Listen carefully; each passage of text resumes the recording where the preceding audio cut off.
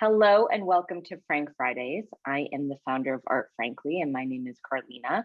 I'd like to introduce you to my collaborator, Ellie Hayworth of Hayworth Communications Consultancy. Ellie has grown her business to command a full scope of client services that include public relations, speaking engagements, business strategy, content development, strategic partnerships, you name it, Ellie can help you. And today we are chatting with Joey Lico, who is the Cultivist Global Curator and Senior Director for the Americas. Before joining the Cultivist, Joey was in director positions at the New York Foundation for the Arts, as well as the Independent Curators International. From 2008 to 2016, and under the Obama administration, Joey worked with the White House as an advisor on their ACT Art Committee, bringing contemporary art into public policy. Currently, Joey serves as co-chair of the executive committee for the Whitney Contemporaries, and we are really excited to hear what she's been up to in the last year and a half since she gave us her first Frank Talk. Ellie, I'll let you get this interview started. Amazing. Thank you, Karline and Joey. It's really lovely to chat with you today. I'm so happy to be here. I mean, I love what you're doing, and it's just, Karline and I have known each other forever and ever, and it's great to meet you. And I think it's important to support each other, and I appreciate the platform. So thanks for having me. No, it's going to be great. So maybe, Joey, you can kind of kick us off. Karline gave a really wonderful bio and kind of brought us up to speed. But you are the Global Curator and Senior Director for the Cultivist, both West Coast, Latin America, and really Americas at large. Can you just tell us a little bit what that day-to-day looks like for you and what those roles and responsibilities entail? For sure. The day-to-day doesn't exist. Quite frankly, we are still a small business. So a lot of what we're looking at is not only, member relationships. So touching in with the members all over the globe. A lot of us have personal ties with members in different regions outside of like our markets. We're also looking very closely every day at programming. How can we make sure that our members have the best access to the things that they know they want, and then the things they don't know they want. So like really looking at both established artists, but also emerging artists that you might not have heard of yet, looking at more traditional arts, but also contemporary, everything from pre-Columbian objects to NFTs and what that means. So it's looking at programming, access, travel. So regularly I'm talking to collectors, artists, my team in various different ways, everything from design needs to programming needs to membership touch-ins and how to really create great experiences. So yeah, but it's all over the place. One day is focusing more on this and the next this, but it's that. Yeah, no, that sounds like a stellar role. And, it's curious, you certainly wear a lot of different hats and you wield a lot of expertise. So maybe you can just give us a little synopsis. What was your journey to art? How did you get involved with the art world?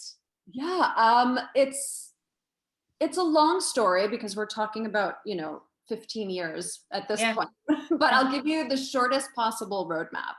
I fell in love with art when I was a kiddo.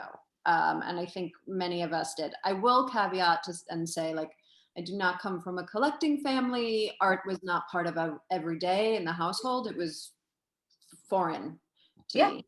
And I saw some works by David Alfaro Siqueiros. I didn't know what art was. I had no idea what a curator was. And I will be very honest and say I didn't know what a curator was until I was in college. It just was not part of the language of where I was growing up.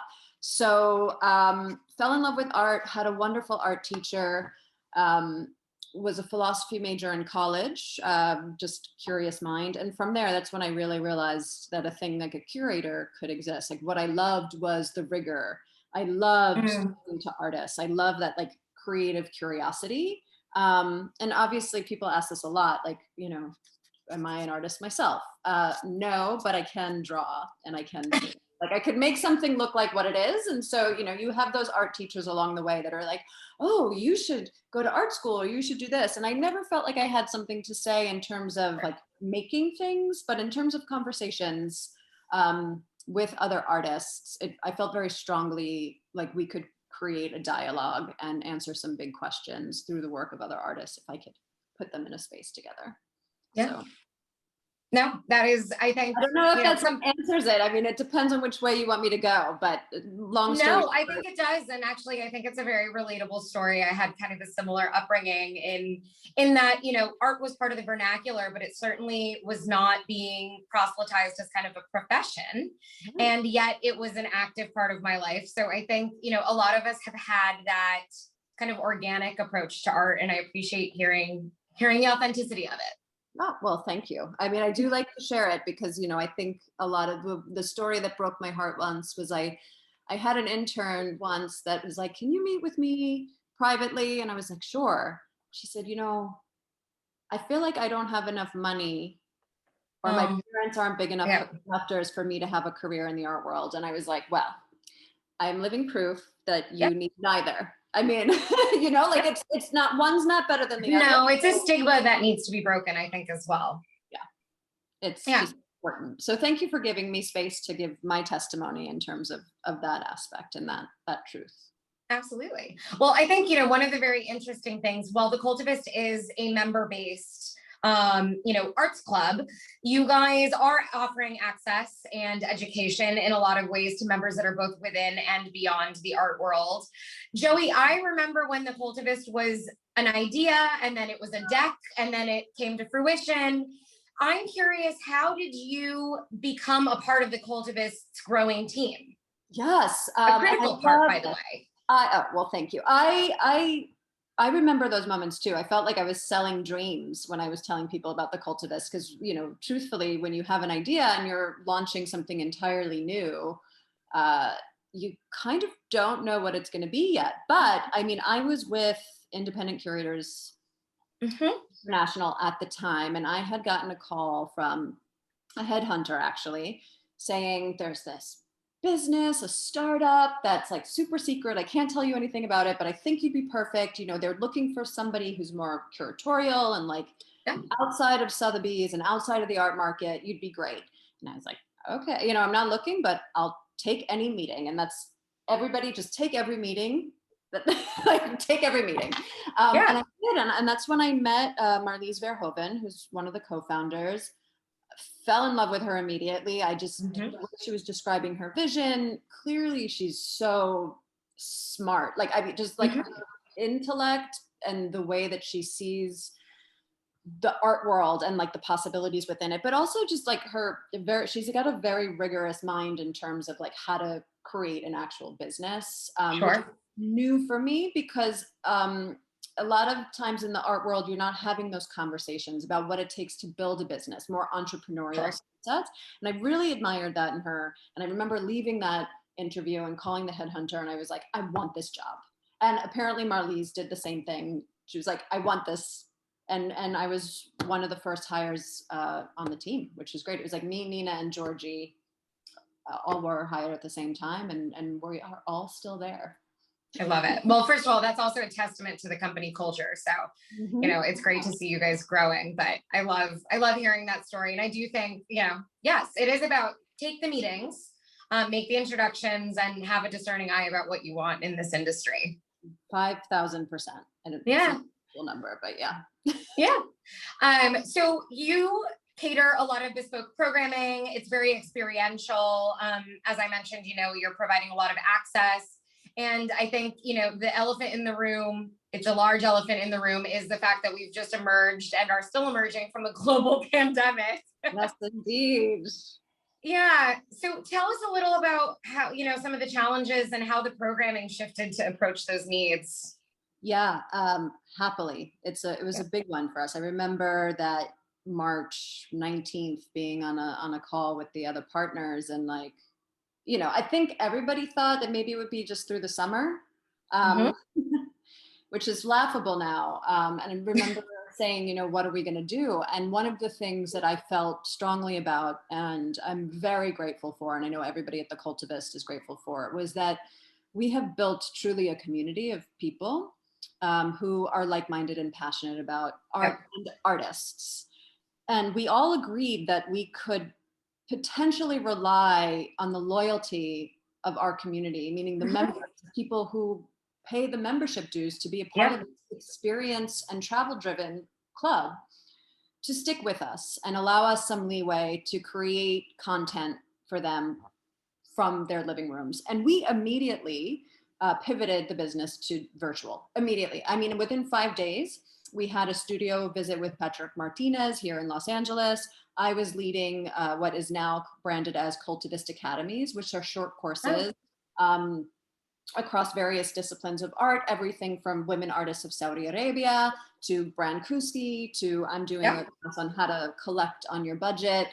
So we launched these Cultivist Academies that you could do with your friends, your families, your kids. We digitized our mini Cultivist offerings. And then of course we used the platform of Zoom to create great programming. What I think is great programming. I love the fact that I could be in Brazil with Sandra Cinto in 1 hour. And then the next day, you know, we're in London with Herman Anderson. And the day after that, you know, we're touring the Louvre Abu Dhabi. And we really did create this sense of travel, community, digitally. And, you know, being able to pivot like that as a small business was really great. And I have to commend the team, but I also, you know, I have to say big thank you to the members who stuck with us, because obviously everybody who had joined was joining for like in-person events and travel. So I'm not going to say it was easy, and I'm not going to say there wasn't moments where, you know, we were like, ooh, you know, is this going to work? But it did. And now we're actually going to stick with digital and virtual programming with the addition of the in real life stuffs. That's amazing. Yeah. So you ended up building a very robust programming vehicle that is something that can take you into the future too, which I imagine is also a great kind of marketing tactic for some new members down the line. It is. It actually like led to us launching a new tier of membership called the Enthusiast, which is our museum card, which gets you and 3 friends or family members front of line access to over 100 museums worldwide. Now it really includes that concierge ticketing. So your member liaisons will, you know, fill out and get your tickets for you, plus the virtual access. So it not only created extra content for our Cultivist members, but it also led to a new form of membership that's a bit more approachable and maybe accessible for people who can't go to events or like live in a city like that's not New York, Los Angeles, or London, or San Francisco, one of our main hubs. So it led to some innovation, I'll say. Yeah, no, that's great. Speaking of geographic hubs, you're based in Los Angeles. I imagine you've been in Los Angeles for the past, you know, where are we in like 16 months now? 14 months. Tell us a little bit about, I mean, the pandemic, all of us know, hit many of the major metropolises very, very hard, but Los Angeles specifically was also closed for a number of months. Talk to us a little about how it affected the art scene in your opinion. Yeah, it's a great question because it was definitely, one thing I will say about Los Angeles is like in terms of creativity and collaboration, Los Angeles is a magical city. In some ways it functions in reality the way people dream about New York, you know? And I'm from New York and I'm a diehard New Yorker. So like I say this with a lot of truth, and in some ways it breaks my heart. Los Angeles is the New York that New Yorkers want New York to be. In that, you know, artists really come together. There is like a community here that is really strong. It is, people remember why we got into the art world, like for dynamic conversations and like, we love this, so let's do something together as a way to be creative. So, you know, there was a lot of outdoor exhibitions almost immediately. The museums being closed for a year, they're just starting to reopen now. They closed in March, was incredibly difficult for those of us that love those institutions. But the galleries really stepped up, and the galleries were able to navigate the situation and operate under a retail space which would make us cringe, like, oh, art retail. But Sure. we were able to do that so that we could service the public, and our galleries were open and hung incredible shows, museum quality shows, and seeing people show up that way and getting people inside galleries again was really kick-ass. So not to say it wasn't hard to see our institutions have such resistance to reopening, meaning from Newsom and the government side, but it was great to see artists and galleries kind of step up to the plate in that way. That's amazing. And Joey, you also undertake independent curatorial initiatives. And we heard in your bio, I just know from experience as well, you have a lot of like interesting passion projects. How do you distinguish between the work that you do on the day-to-day through the Cultivist and what you undertake as kind of a passion project? Right. It's a great question. And I've never been asked that before. So thank you.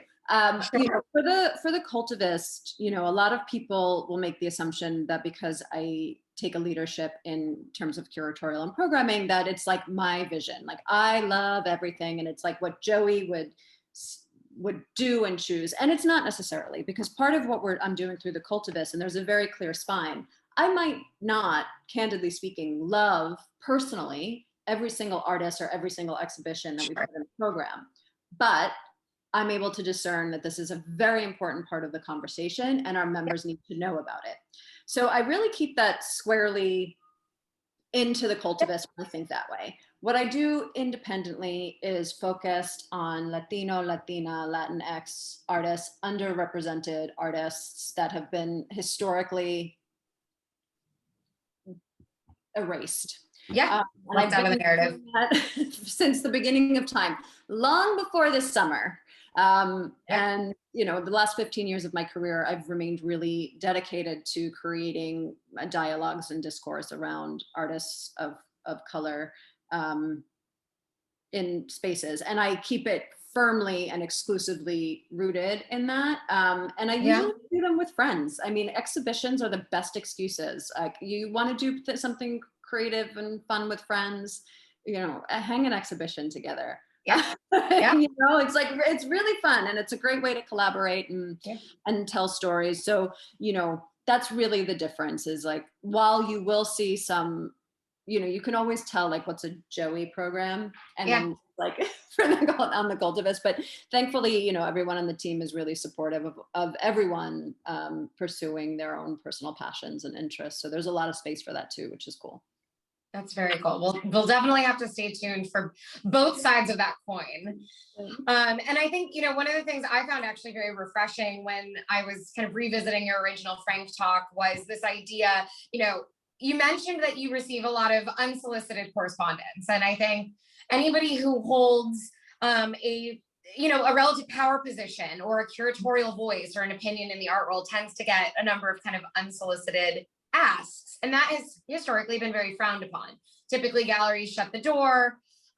You mentioned that you take time and you hold space to read them and to make sure that you're properly assessing these portfolios. I'm out of curiosity. I often talk about coming at the art world through the side door. So it's a personal question. You know, have you had any interesting portfolios or projects come through your door that you were like, I'm so glad that I was exposed to this and let's do it? Yes. I mean, 1000%. I mean, and part of the reason why, you know, to expand on that, you know, I do look at every proposal, every single one, every single artist that DMs me. Sometimes it takes a little while for me to get back, and I'm very transparent about it. But, you know, like, let's face it, I'm not Rejeko Hockley. I'm not Klaus Wiesenbach.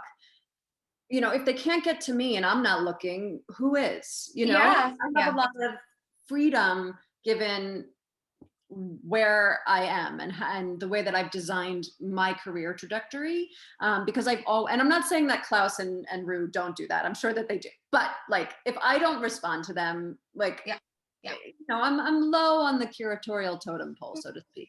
But yes, I was very excited. I met two.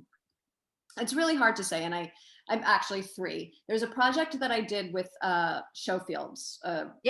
Which is. I know Showfields very well. And normally, like, I probably pre-pandemic wouldn't have had the time to like meet Tam and hear her vision. And Tam is wonderful. She's incredible. And I was invited, Carmen Hermo, like, yeah, she had done one, and she's like, Joey, you should do this. And of course, when Carmen tells you to do something, you do it. And Tam is great.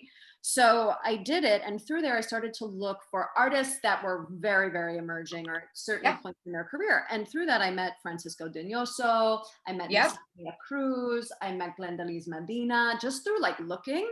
And now these are 3 artists, Glendalise and Francisco in particular. Lasagna, I'm still trying to like work with, and I'm like annoying in her inbox. But Francisco and Glendalise, like, we've built such a relationship, and I've been able to share their works in other platforms through a project that might not have come my way, just by saying yes. And then in turn, they said yes to me, having not known me.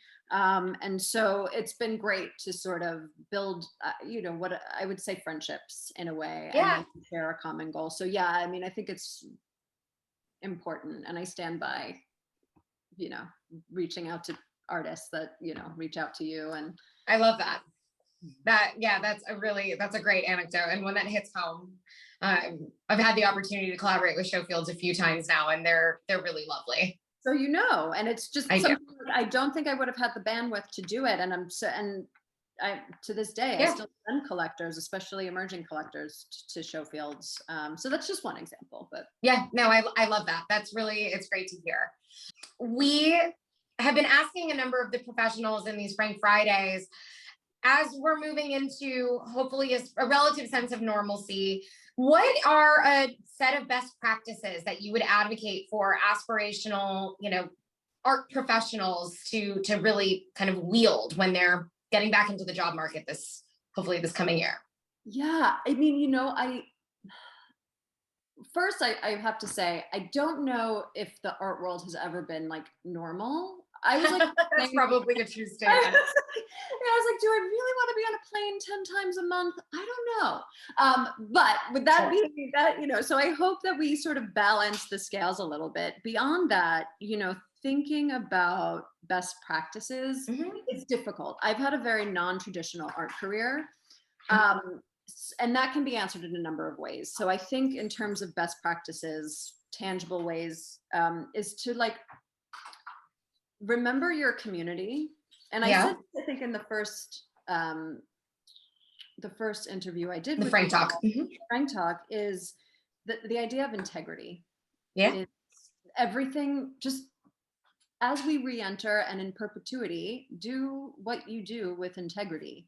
Remember the relationships of the people that supported you. Show up for people. And showing up for people is a great way to make new friends and new connections. And I think it's important to remember why we're doing this, who we're doing it for, and make sure that every decision you make ties back to that. Like for me, it's always been the artists. I've been very candid about once in a criticism in a job review, being told I care too much about the artists and not enough about the profitability of the business. And I'm very open to criticism. And I, in fairness, I understood what they meant. But I will always care about the artist. And that is what has allowed me, no matter where I am in my career, no matter where I go, to call on those relationships, because people and artists specifically know that I will look out for them. And like I honestly have their best interests at heart. So it's not practical in terms of like, do a gratitude journal every day, make sure you take time for yourself, but it is just hold on to your integrity and realize that you can do it. And it gets a little easier the further along you get, like meaning you can push back on things, but those relationships and we'll call them content providers.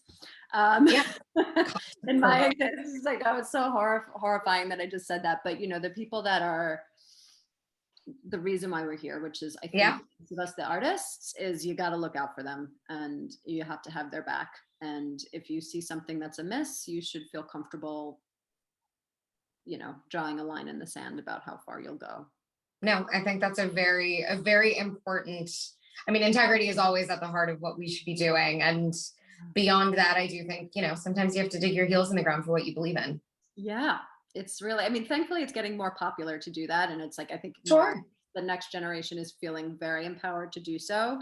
Um, and that's exciting, but definitely that's probably the best. It's not tactile advice, No, but but it is the meaningful. best thing I could offer. Yeah, I love it. And then we always conclude with asking the question, what is one positive takeaway that you hope comes from, really these fraught experiences we've had over the past year?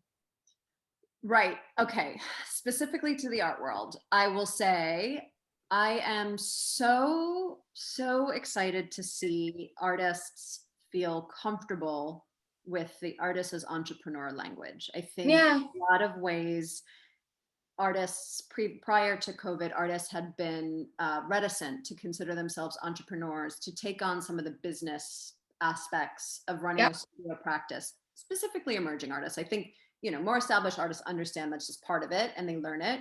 But seeing the way that artists navigated social media during the way that they were putting stores on their websites. Like this was something that would have been like, oh, I don't know, I feel icky about it. But you shouldn't actually, because no one's going to care about your career, not even your gallerists, even though they will care a lot, as much as you. Yeah. And that to me was so exciting. And then seeing collectors on the other side of that feeling much more open to doing direct studio sales, to supporting emerging artists. I was like, so many collectors reach out to me and like, Joey, who are you looking at? What emerging artists? And I was like, this is so good. Yeah. I've been waiting 20 years for this. Yeah. And I love it. And I think that, that openness and that the direct connection between collector and artist and seeing the power dynamic shift back to the artist is something that I'm really just beyond thrilled about. And then people are going to galleries again, which is also yeah. No, I think that's great. And I also think, to your point, a lot of the artists were able to very nimbly navigate in ways that perhaps, some of the larger arts institutions were not lagging, because they were certainly making efforts to try to navigate these challenges. But to be able to see the artists kind of empowered to take a bit of charge over their dialogue and their narrative, I thought was very exciting as well. So I hope to see more of that too. I know, it's exciting. And I know it's I don't want to say I've been waiting, but I've been pushing a long time for this. Yeah. So I think the moment was just right for people. More people were receptive to the idea of this, including the artists. So it's great.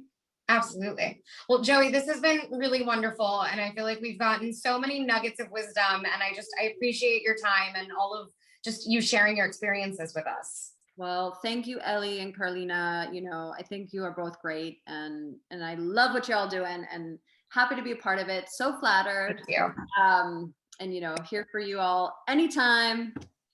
And I hope that I get to see you both in real life soon. We agree with that statement.